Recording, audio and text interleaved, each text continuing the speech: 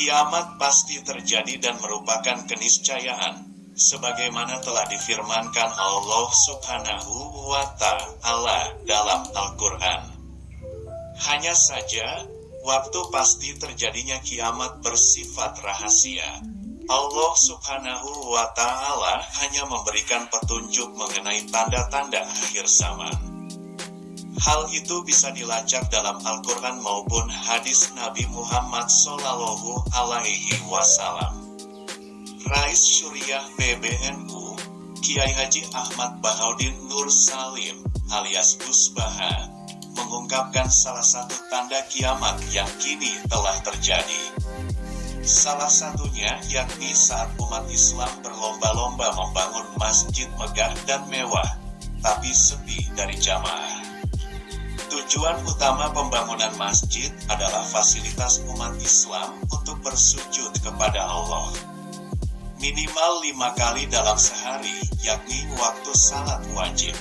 Selain dari kelima waktu itu, umat Islam bisa memanfaatkannya dengan berbagai kegiatan amal sholih seperti majelis ilmu dan salat-salat sunnah. Sekarang masjid megah, itu yang dimaksud dari kata Nabi, alamatnya kiamat itu. Kalau umatnya Nabi sudah berlomba-lomba bangun masjid, tapi kalau bangun tempat sujudnya, tempat taharahnya, itu bagus, kata Gus Baha dalam salah satu tausiahnya. Dari Anas bahwa Rasulullah Shallallahu Alaihi Wasallam bersabda, tidak akan tiba hari kiamat sampai manusia bermegah-megahan membangun masjid. Hadis riwayat Abu Dawud. Dalam hadits lain, Rasulullah bersabda, akan datang suatu masa di mana banyak orang yang membangun masjid megah dan orang yang memakmurkannya sangat sedikit. Hadis riwayat Ibnu Huzaimah. Ibnu Abbasra mengatakan, umat Islam akan menghiasi masjid-masjid sebagaimana orang Yahudi dan Nasrani menghias tempat-tempat ibadah dan gereja-gereja mereka. Orang yang memperhatikan seluruh penjuru dunia Islam akan berbangga-bangga seperti ini, menghiasi masjid dan sombong dalam mendirikan masjid.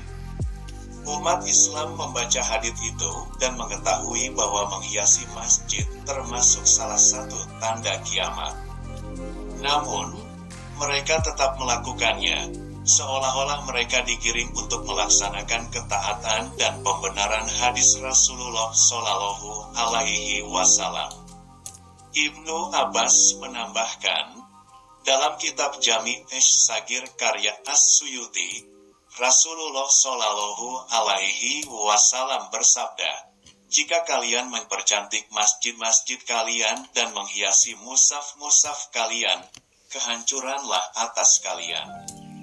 Hal itu disebabkan Allah melihat orang-orang yang memakmurkan masjid dengan hati dan iman mereka. Allah menghendaki para hambanya berhias dengan iman dan mempercantik diri dengan takwa.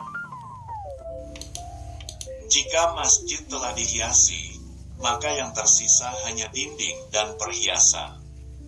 Padahal, semua itu akan musnah ketika terjadi kiamat nanti. Sedangkan, hati dan iman tidak akan hancur meski kiamat tiba.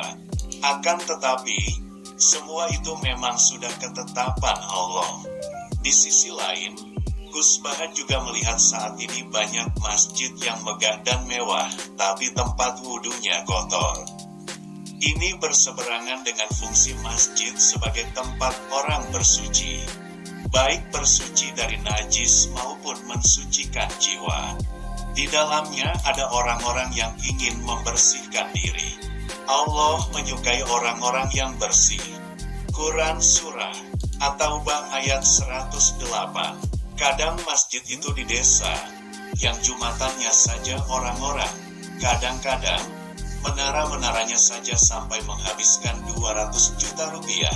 Pagarnya sampai 200 juta rupiah.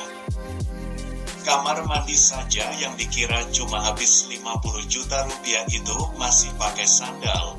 Tutupnya keran air kadang lepas, ucap Gus Baha. Dia mengatakan, Masjid harus satu paket dengan taharah, bersuci. Taharah merupakan ajaran utama dalam Islam. Taharah selalu menjadi bab pertama dalam kitab-kitab fikih para ulama. Kalau menurut saya, masjid itu satu paket dengan taharah, karena syarat salat itu kalau sucinya sah. Makanya di masjid itu Allah menyifati fihi rijalun yuhibuna ayat taharu. Masjid yang baik itu siapa? Masjid yang di dalamnya banyak orang yang bersih suci. Nah, sekarang bersih suci itu melibatkan air.